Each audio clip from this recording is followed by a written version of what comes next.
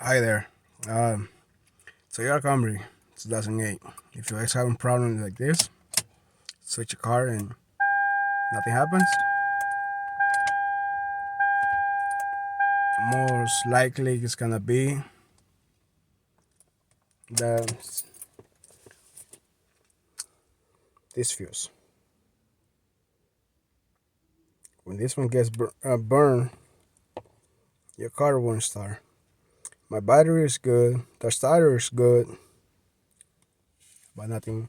When I turn the switch, doesn't work. See, nothing. You hear that?